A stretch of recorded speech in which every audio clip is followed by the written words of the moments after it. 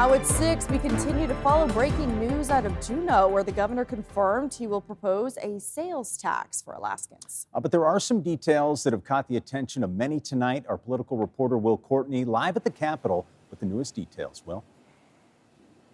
Yeah, John, Augusta, Governor Mike Dunleavy in a press conference today, a cabinet meeting, told us a little bit more about that plan, a plan that he's calling a temporary seasonal sales tax concept. We're still learning to get a little bit more information as to what that concept actually is, but that's getting pushed to the legislature. What we do know about this plan, or more or less the plan that it's entering, is this economy and the budget. The budget's a top issue for lawmakers this legislative session.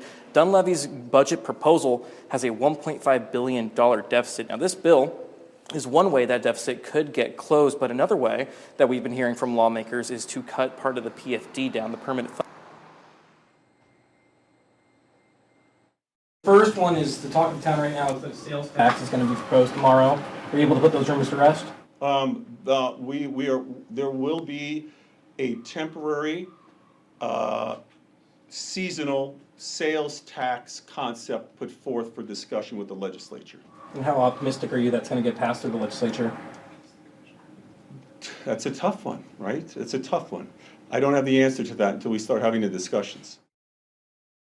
Again, I'm a firm believer in a complete fiscal plan, not a piecemeal fiscal plan. So I say we have to look at the complete fiscal plan in order for me to decide, yeah, I support that or don't support something. And that was Senate Minority Leader Mike Cronk, the new Senate Minority Leader from Token Northway. We got the chance to speak before that meeting, before we learned the concept that Governor Dunleavy appears to be pushing forward to the legislature. In the meantime, we're looking to see what lawmakers are thinking about this bill, and also staying tuned to the state of the state, which is tomorrow night. John, Augusta. Will Courtney and Juneau covering the legislature. Thank you, Will. And remember to listen to Alaska's Political Pipeline for a deeper dive on updates from the governor and the continued legislative session. The latest episode available now on our website, mobile app, or wherever you get your podcasts. Longtime Alaska educator Bill Hill is looking to gain the state's lone seat in the U.S. House. Hill is a commercial fisherman and a former Bristol Bay Borough School District Superintendent. He will run as an independent. Hill, who is Denina Athabaskan, says his top priorities include lowering costs and protecting Alaska from government overreach. He also says his history and experience living in several parts of the state help him to relate to the average person. And right now, just the prices of things and corruption in Washington, D.C., and, you know, the government not operating on behalf of everyday people like myself, I'm motivated to run for Congress. I have a heart for public service, and I think I can represent Alaska's people in a very broad manner. Now, Hill will be running against Republican incumbent Congressman Nick Begich III, also Democrat Matt Schultz. Begich has not responded yet to this announcement, but the Schultz team sent us a statement reading in part, "I welcome Bill Hill to the race and appreciate anyone who's willing to step up and engage in public service, but I believe we can't afford a protest candidate, and we can't afford 2 more years of Nick Begich," end quote. Now let's transition over to some weather, where conditions have quieted down over the past few days with more sunshine, but also more fog out there. She is Chief Meteorologist Melissa Fry joining us with the forecast and how long things will stay this way. Melissa. Yeah, we're seeing that dense fog, especially close to water areas. So we're seeing it up Knik Arm, also as you head up Turnagain Arm. Into the interior, we have just where we're settling into those lower valleys and then into southeast as well. So just a reminder that when you do have fog, that is a source of moisture. So if it touches anything that's below freezing, that is going to create an additional layer of ice. And that is what we're seeing in places like Craig, across southeast, where that freezing fog advisory is still in effect. Dense fog advisory also in effect near Sitka, again, where visibilities are being reduced in some places less than a quarter of a mile. So do continue to watch out for those impacts in those areas. We are otherwise holding on to just dry, calm conditions. It was a beautiful sunset. You can see a little bit of that fog out at the Fairbanks airport. Temperatures right now back to 8 below in Fairbanks, 18 in Anchorage,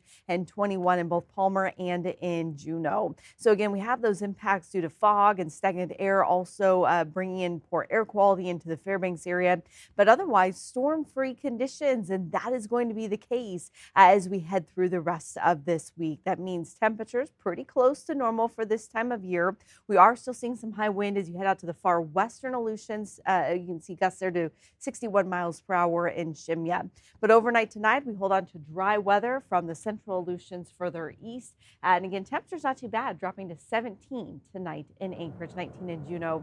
I'll have a closer look at the rest of the week, which again does eventually include some snow. All right, Melissa, thank you so much for that. And now we're learning more about this, but we do know an 87-year-old Fairbanks woman has died in what police are calling a homicide. A family member is now facing serious charges in connection with her death. Now, our Johnson Kuhn is following this developing story and the details of this case, joining us in the newsroom with what he knows. Hi, Johnson. Yeah, John, Augusta, investigators say 29-year-old Brian Davenport shot and killed his 87-year-old grandmother, Velma Kuhns, at her residence on 22nd Avenue in Fairbanks Tuesday afternoon. Court documents revealed the Fairbanks Police Department initially responded to a 911 hang-up call from the address at approximately 3 o'clock Tuesday afternoon. Officers found Davenport outside the home behaving erratically and transported him to the Fairbanks Memorial Hospital, where he was placed on a mental health hold. Less than an hour later, authorities received a separate report of gunshots fired from the same location. When police arrived, they found Kuhns dead in her home. Officers say she was still seated in her wheelchair with a fatal gunshot wound to the back of her head. At the hospital, Davenport reportedly confessed to an officer, telling them, quote, "I killed someone." During questioning, Davenport admitted to taking a firearm from his grandfather with plans of initially harming someone else before turning the gun on his grandmother to let her, quote, "pass peacefully." Investigators learned that Kuhns was under hospice care and had been diagnosed with intestinal cancer. However, according to police reports, Davenport acknowledged that Kuhns had not expressed any such wishes or concerns to him. Kuhns' son, George Kuhns, was in court today saying Davenport has a history of not taking his medications, encouraging the state to not release him. He's a danger to the public. Obviously, he assaulted his mother last summer, and now my mother. Now, Davenport remains locked up at the Fairbanks Correctional Center, where he's being held on a $5 million bail for first-degree murder as the investigation continues. Johnson Kuhn, Alaska's news source. Johnson, thanks so much. We'll continue to follow that story. And a Fairbanks business owner, Casey Blood, was back in court today to face additional felony charges filed on January 14th. The Alkin Medical Group owner remains in custody, but his preliminary hearing scheduled for tomorrow has been vacated for a second time. It's currently unclear why the court moved to delay these proceedings. Blood is accused of sexually abusing 2 minors. The Alkin Medical Clinic set to close January 31st.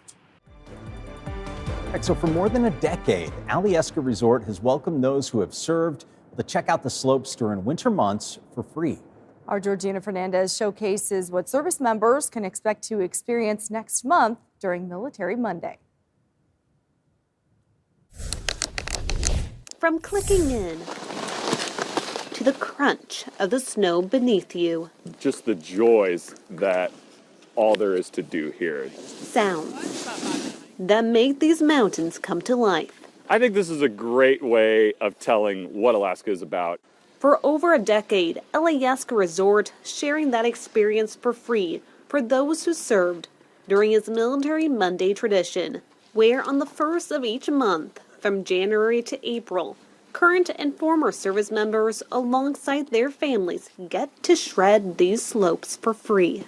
It gives us the opportunity to give thousands of service members access to the slopes and Alyeska Resort's playground. Breaking down financial barriers that the sport can bring by providing free lift tickets and discounted rentals. And at the same time, getting people outside. Physical activity has been proven to be so helpful for both physical health and mental health. It's hard to feel joy when you're stuck inside, but when you have access to all this, it really improves your mental outlook. And with just under 2 weeks out from the next Military Monday on February 2nd, this is the time when staff members are preparing to welcome the influx of guests even seeing in the past over 1,700 people attending. It's important that our personnel are ready to help those first-time skiers and their families and communicate conditions clearly in advance and be there to ensure their day goes smoothly and safely. And with more snow adding onto the mountain every week, all of our lifts are spinning. This playground is ready to welcome them back. Georgina Fernandez, Alaska's News Source. The next Military Monday is on February 2nd, followed by March 2nd and April 6th. Thanks for listening. Click subscribe so you can get the latest podcast from Alaska's News Source automatically. And stay up to date with breaking news and in-depth reporting available for free 24/7 with the Alaska's News Source app.